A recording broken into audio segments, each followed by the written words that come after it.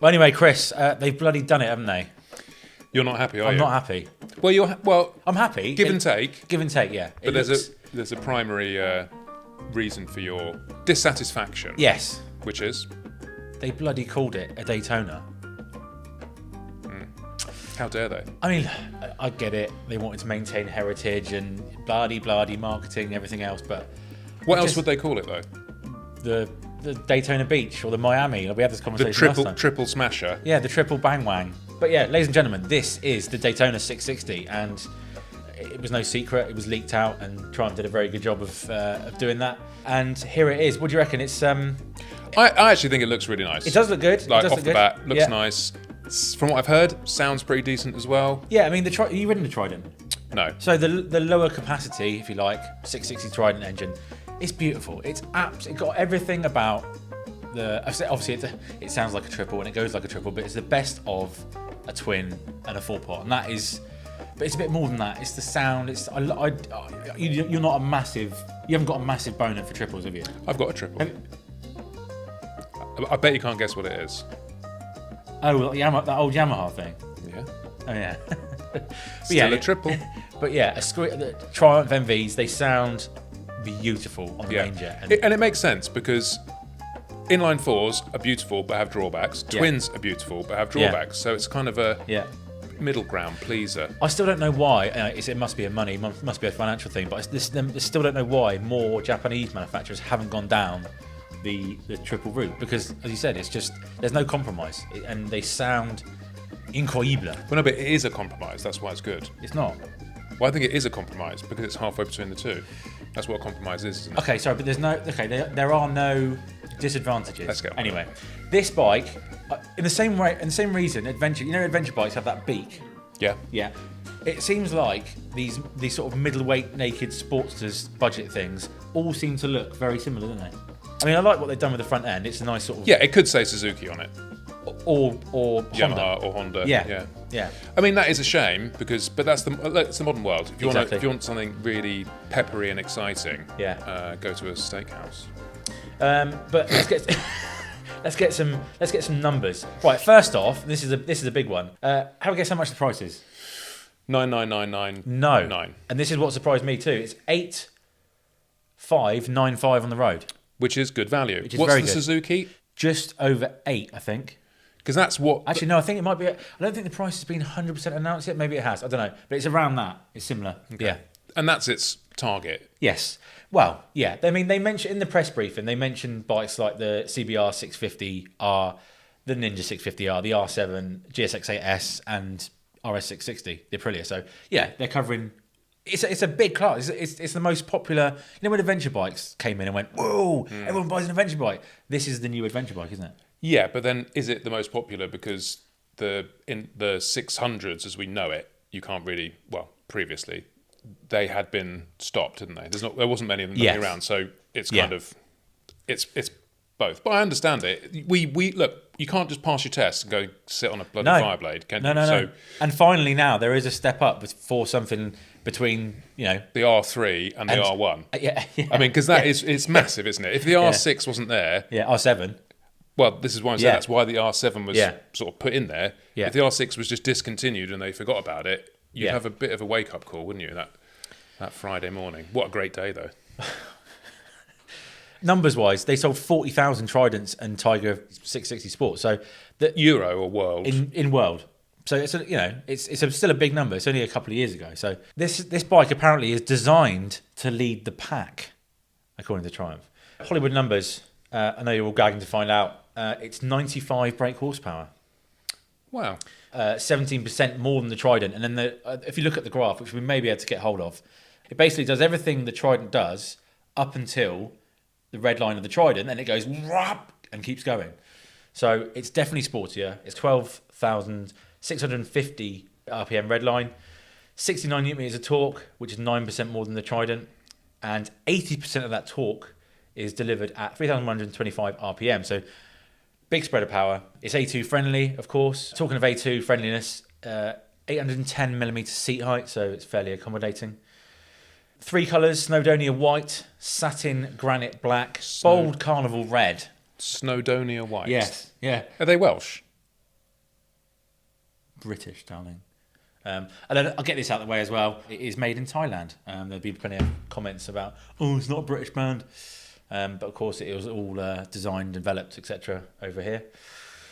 I'm going to point you to this, Chris. I know you haven't seen this yet. I love the look of the fork legs. Fork leg, the caliper mounts. Very nice, yeah. And actually, the caliper looks quite nice as well. It is, and it's Triumph's own make. Well, of course, it's not. It's been developed by someone else, but with the Triumph badge. But yeah, that does look nice. It's fairly sporty. Yeah, go back to the clip-on, inverted commas, clip-on view. So it's sort of a raised... Yes, I mean, it's, you're sort of halfway between bars. Happy Shopper versus... Very bars, yeah. Superbike. Yeah. I mean, it looks quite nice, but it does look quite budget in that shot, doesn't it? Yeah, same with the dash. I mean, it's everything's built to a price point, isn't it? I mean, has to be. Yeah. So you've got Showa suspension, SFF, BP, separate function forks on the front, and the Showa shock on the back. The forks aren't adjustable, FYI. Is there anything adjustable in that class, though? I don't think so. Wet weight is 201 kilograms. It's got a fuel tank of 14 litres. Again, 201 kilograms. It's quite heavy, though, isn't it? For a littler. It is, but on paper it is. But it's not going to feel like 201 kilograms. And so, are we done with numbers? We are for the moment, yes. Okay. So where does this fit in the, whatever you want to call it, Twins Cup? Sport Bike Cup. Sport Bike. Glad you asked that, Chris. So the rules permit triples up to 660 or I don't know whether it's 700. I don't know. But the whole thing with this championship is it's not 600s. It's not thousands. They're trying to accommodate everyone and they're going to do that by it's basically power to weight ratio. So they're going to limit it with the ECU, so it's control ECU and throttle bodies if you haven't got ride-by-wire. So everything is going to be controlled, and I guess it's going to be a case of working out what works, which is faster, who's going. It's going to be a lot. It's a lot of hassle. Yeah, but actually, if you just said power to weight, that's it. Why can't they just do that? Because that actually makes a whole lot of sense. Yes, but then race bikes are completely different to road bikes. Yeah, but power to weight, that across the board, like you are always chasing that figure, aren't you? Like always, like the more powerful and the less weight you've got, the inverted commas faster the bike. Yeah.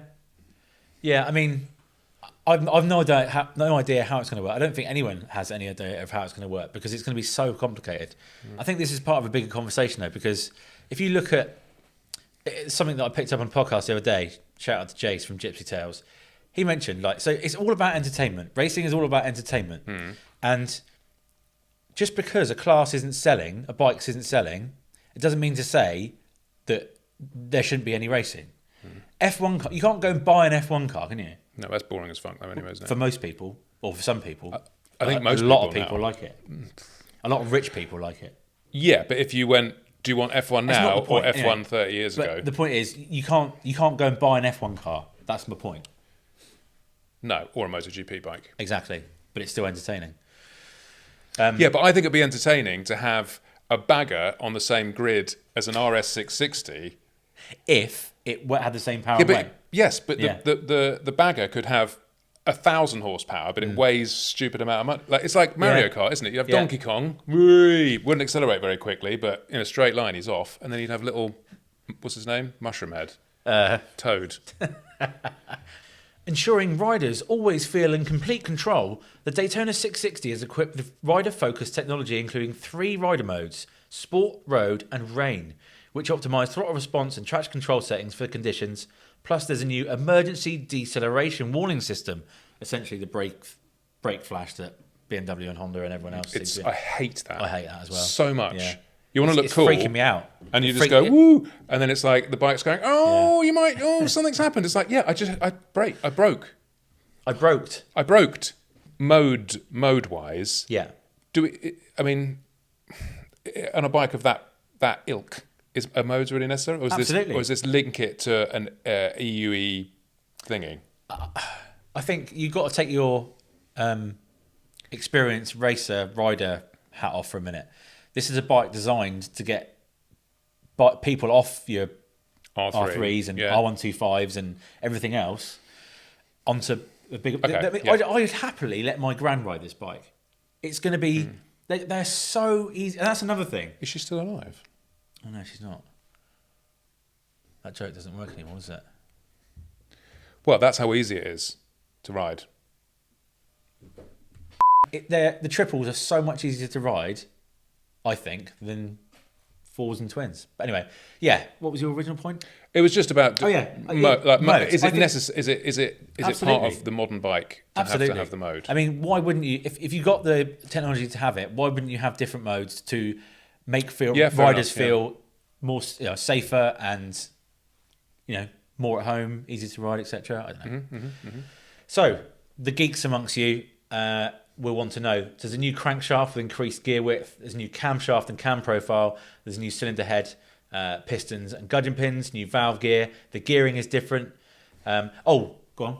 So what was when you say it's new? What was the bike before this then? So this is the Trident. This is the Trident engine. Yeah, okay. the naked Roadster, which is already a great base. The chassis, essentially, basically what they've done is taken the Trident and just gone, right, let's inject some serious steroids into this. There is a quick shifter and a blipper, but you have to pay for it as extra. Fair enough. But it's probably going to be £300-400 on top of your... Fair enough, as long as it's not already installed on the bike. Yes. Which it probably is. Back to the racing, though. I know you were keen on this. I think we mentioned this before, but Triumph has developed a race kit already to be raced in the Street Sport Bike Cup Championship BSB. Because if you've got a RS 660, for example, which is the same capacity but a twin, versus a triple 660, on paper, my brain would say the triple has got considerably more power. Well, they quote the same power. And this is heavier. But yeah, so back to the point, yes, Peter Hickman, along with Peter Hickman, or PHR, as it's known, the company now, Triumph has developed this kit, so you get the exhaust, electronics, race bodywork. There's all sorts of stuff. So really, you could buy this bike, even if you weren't racing. You could buy the bike, buy the race kit, and take it to a track day. Don't know why you would, because it'd be a pain in the arse, wouldn't it? I don't know. It'd probably be quite fun. It'd be fun. It's just probably you get held up everywhere. That's the point. Well, and also again, performance. Again, another conversation. But performance, bang for buck, money for speed, for lap time. Yeah. That's a good feature. That I like that. You're not going to buy that, are you? No. But yes, colours. Go on. What do you reckon? I would go. If I had to go in the blink of an eye, I go white. Snowdonia white. I go Snowdonia. Yeah, I like the Snowdonia white, or the what is it called? The Carnival Montego red. Carnival Montego red. Bold Carnival red. Yes. So you can get the hands on this bike around April, beginning of April, being dealers around then. But you can buy this bike right now when you're watching this video. So if you're interested, go and put your order in.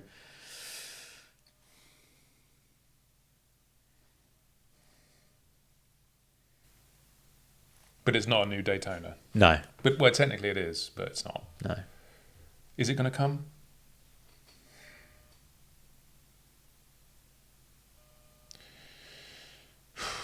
Kebab? Kebab.